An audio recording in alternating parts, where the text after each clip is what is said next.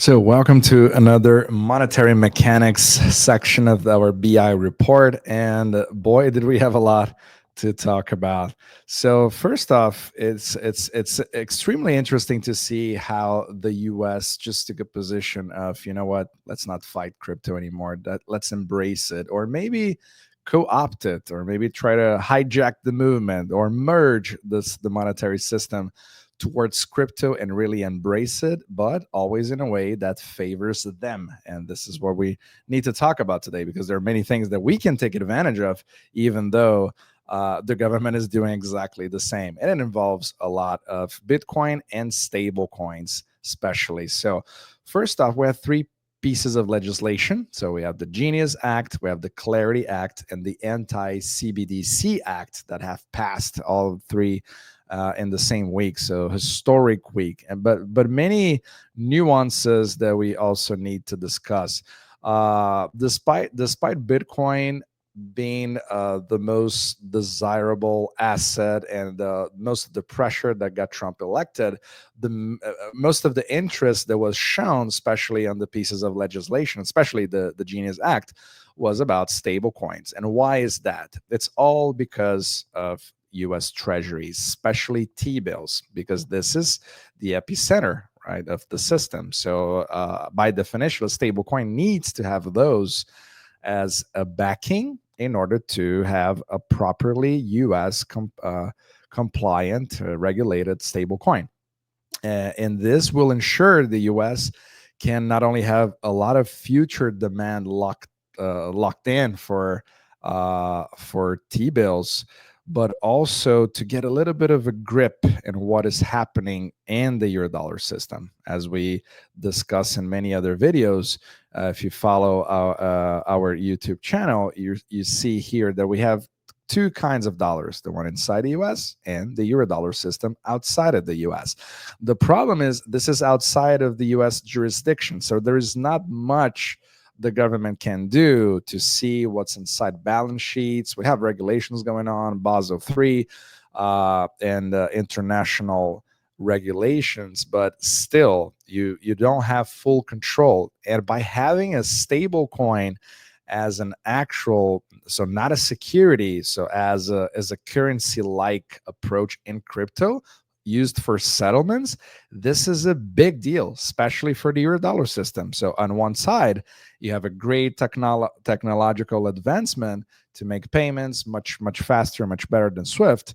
On the other hand, you just create visibility through the blockchain to parts of that system that were completely hidden. So this is going to be very interesting to see, especially when you see that the US is going to need to issue a lot of collateral, so a lot of T bills for that. And right now, I would suggest, let's say, if you want to see a little bit of what's happening to the health of collateral, one of the great ways to do it is on the 2-year yield. So you see here that yields are coming down, especially on the 2-year. This is a reference for short-term debt in the United States, and this means that it's a lot of demand and also a lot of volume. Prices are up, and this just gives a little bit of a green light for the one big beautiful bill. We need to make sure that that everybody who needs them have them, right? And also the United States will increase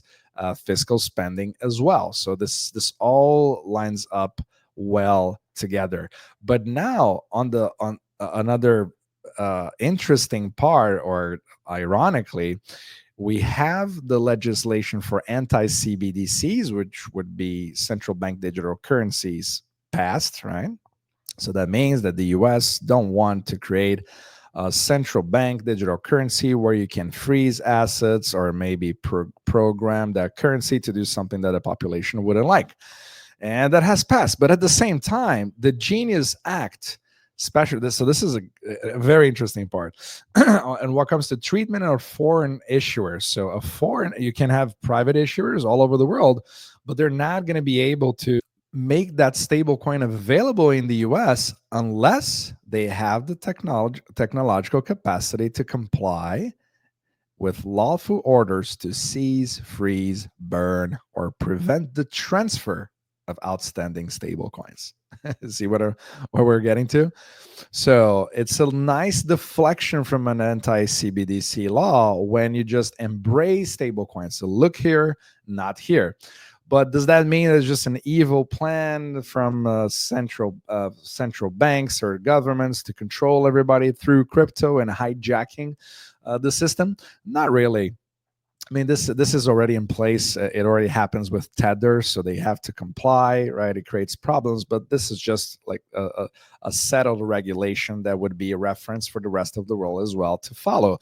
Does that mean you should not use stable coins? I mean, of course you can use them, especially and they're underappreciated inside the United States, and you understand way more why they exist from the user standpoint if you are outside of the United States. Let's say you are in Turkey and you have a lot of problems with currencies.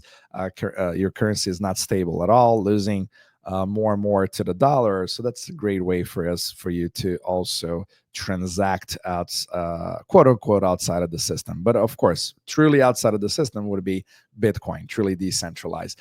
But what about Bitcoin? So what's happening there? Did we not get any love at all on that matter?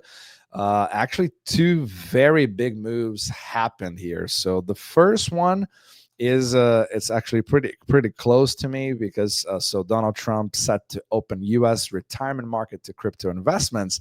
This is basically 401ks. So you are able to. So it hasn't passed yet. So the president is still preparing the executive order to allow 401ks to tap into alternative assets, which is not allowed as of today. So basically, the situation is, and I have experience on that matter since I worked in the field before.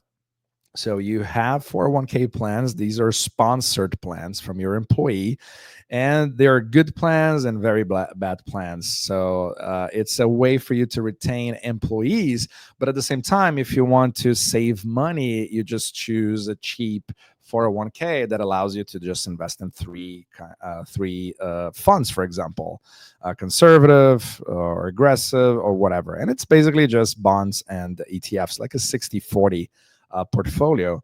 And it's mostly passively invested. People don't even look at it, but we have basically $9 trillion trapped into this kind of investment, which creates a lot of passive inflows of people who are not even seeing anything. It's not managed at all. It's just sitting there because people are just too busy. They're not taking care of their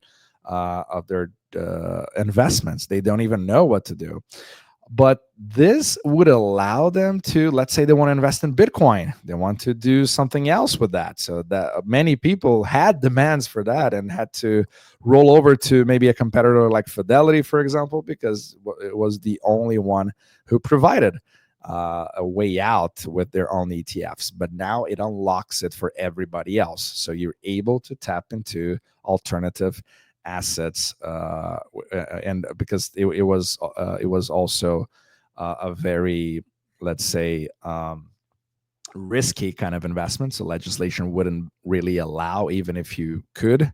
So this is a great option.